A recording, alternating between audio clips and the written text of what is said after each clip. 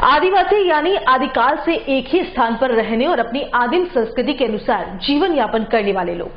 किसी निश्चित भूभाग में आर्यों से भी पहले से निवास करने वाला जनसमूह जिसकी पृथक कला, संस्कृति, परंपरा और जीवन शैली होती है, वह आदिवासी कहलाता है।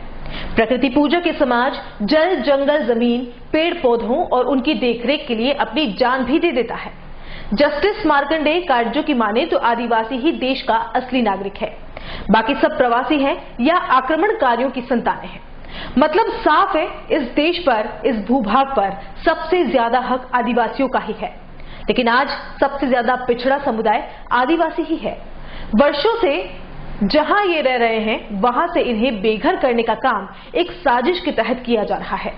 आज आपको उदयपुर की झाड़ोल तहसील के भीतर वन में बसे उन परिवारों से रूबरू करवाएंगे जिन्होंने जंगल ही नहीं बचाया बल्कि उनकी देखरेख करके प्रकृति में सौंदर्य फूंकने का काम भी किया है। लेकिन हाईवे निकालने के नाम पर पहाड़ों की टोपोग्राफी बिगाड़कर घने जंगलों को खत्म करने के साथ साथ इन परिवारों के आशियाने उजाड़ने के आदेश थमा भी दिए गए हैं। आपकी स्क्रीन पर दिखाई दे रही इन तस्वीरों को देखिए। दूर दूर तक सागवान के हरे भरे जंगल और उसमें शांति से रह रहे हैं आदिवासी परिवार। कच्ची सड़क के साथ बिजली पानी की व्यवस्था लंबे संघर्षों के बाद इन तक पहुंच पाई है। लेकिन अब इनके आशियाने, इनकी जिंदगी के 3.5 दशक की मेहनत को यूं ही उजाड़ दिया जाएगा, क्योंकि झाड़ोल से खोखरा बॉर्डर होते हुए गुजरात तक नेशनल हाईवे के अवांछित निर्माण में 13 आदिवासी परिवारों को विस्थापित किया जा रहा है, जो 30-40 वर्षों से भी अधिक समय से खेती किसानी करके अपना व अपने परिवार का गुजर बसर कर रहे हैं। जंगल बचाया, जंगल लगाया, खेत निकाले, कुआं खोदा, फलदार पेड़ लगाए, दिन रात मेहनत मजदूरी करके कृषि और पशुपालन से जीवन में खुशहाली लाए। एक दिन अचानक फरमान आ गया कि सड़क निकलेगी, हटो यहां से। उदयपुर न्यूज को आदिवासी परिवारों ने जो कुछ भी बताया वह दिल दहला देने वाला है, क्योंकि इन्हें अब यहां से हटा दिया जाएगा। न तो इनके पास कोई रसूख है, न ही धलबल। इन गरीब, कमजोर, असंगठित लोगों को यहां से हटना ही पड़ेगा। सुनिए इन बेबस आदिवासियों की कहानी उन्हीं की जुबानी। और तो साहब ये हमारी ये मकान भी जा रहा है, ये मेहनत की हुई जमीन भी जा रही है, तो उसमें हमारे जीना भी मुश्किल हो गया है। कैसे जिएंगे, वो भी समस्या हो गई। साहब मैं इधर तो 30 साल से ज्यादा हो गए रह रहा हूँ। उससे पहले मेरे फादर ने कब्जा कर रखा था और बाद में मैं 30 साल से ज्यादा समय हो गया रह रहा हूँ। लेकिन उसमें कोई वो हफ्ते दिलवाए नहीं। कोई भगवान कह रहे थे, हमारी भी कह रहे हैं। और इससे पहले ये सागवान थे, ये थे, वो खुद वन विभाग वाले काट के ले जा रहे थे ट्रक भर के। फॉरेस्टर खुद जाता था, ऊपर रह के गाड़ी भराता था। यहाँ पे कुछ नहीं था, लेकिन ये रहने से ये सब सारा रख दिया रखा। तो अभी वो कह रहे हैं कि ये तो हमारा है, आपको हटना पड़ेगा, यूँ कह रहे हैं। अब तो सब ये क्या कि रोड निकाल रहे हैं, तो रोड निकाले तो वो भी हटा रहे हैं यहाँ से। तो अब हम सब रह रहे हैं तो हमारे कार्यालय वो भी समस्या हो गई।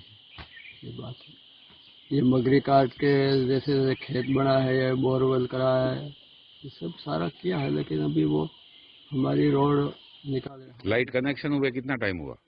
कनेक्शन हुए तो हो गया 8-9 साल हो गए। तो ये सागवान के पेड़ वगैरह भी आपने लगाए कुछ? ये तो ये कुदरती है साहब, लेकिन रखा। हाँ, रखने से रहा बस। हाँ, बाकी क्या होता? बाकी तो यार काट के ले जा रहे थे। तो आसपास के लोग ले जा रहे थे, वो वन विभाग के लोग वो खुद ही ले जा रहे थे। लेकिन वो जैसे जैसे करके रखा है।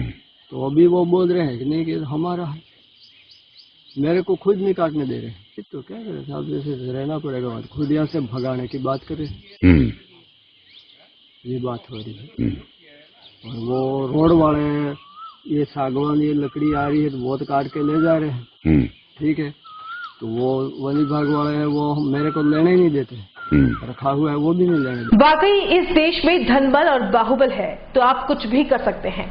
हाल ही में विश्व आदिवासी दिवस पर बड़ी बड़ी डींगे हाँकने वाले तथाकथित आदिवासी नेताओं ने खुद को खूब प्रचारित किया।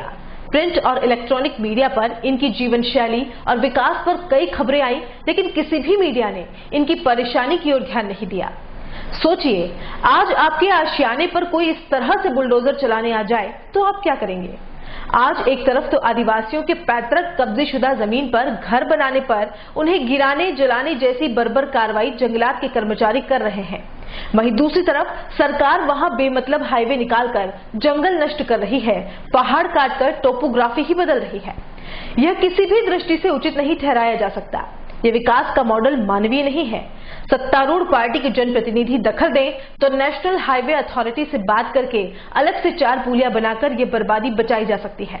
लेकिन अफसोस तो यही है, आदिवासियों के स्वयंभू मसीहा कथित चुनाव के दिनों में ही अपनी भूमिका निभाते हैं, बाद में किसी को इन बेबसों से लेना देना नहीं है। आइए एक बार फिर सुनाते हैं आपको इनकी पीड़ा। और तो साहब ये एक बार ये मकान भी जा रहा है, ये मेहनत की हुई जमीन भी जा रही है, तो उसमें हमारे जीना भी मुश्किल हो गया है। कैसे जिएंगे वो भी समस्या होगी। सब मैं इधर तो 30 साल से ज्यादा हो गए रह रहा हूँ।